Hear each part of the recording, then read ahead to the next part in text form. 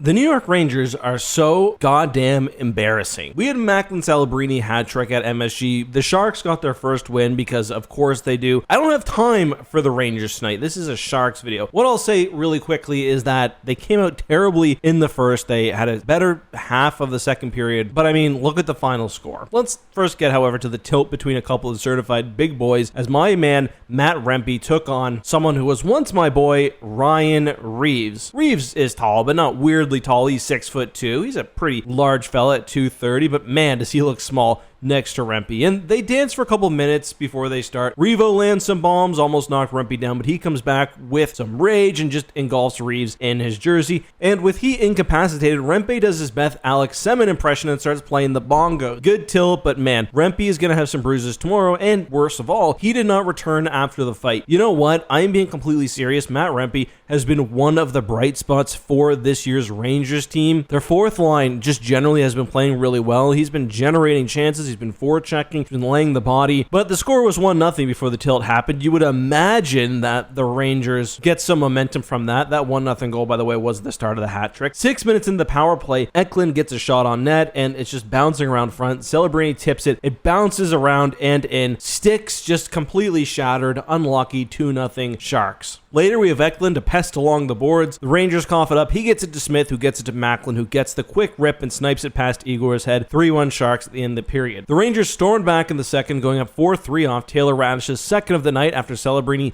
mishandles the puck along the boards. You like to see a root vegetable getting on his horse down the ice. He elects not to pass a sturdy veggie, and he rips it to put the boys up. I thought maybe then Celebrini's luck was turning for the night, but he proved me wrong as he sniped his Hattie again right before the end of the period, this time before the end of the second. This was like a lot of the other ones we saw tonight. The Rangers lose a puck battle to a young Shark. This time it's Will Smith stealing it and then feeding Selly, who cranks it. 4-4 tie game, and that's his hat trick. But he'd have more points coming. And he also picked up an assist on Smith's first of the night. Thankfully, my boy Root Veg, I will say, by the way, Taylor Raddysh has been one of those players that Rangers fans, like one of those down line players that Rangers fans completely hate, even though the problem is clearly, you know, their top line. But JT Miller, full credit, does hit him with a beautiful backhand. He rips down the wing and claps one. That's a hat trick for him as well. And of course, being in New York, you get a couple toques on the ice, and there be no more scoring. We go to OT, and a pretty boring one until the Sharks turn on the juice. Rangers had the puck going for the first minute or so. They did nothing with it. Sharks get it, and first, Smith gets it to Celebrini for a great chance. Igor saves that one. Thank you, Mr. Igor.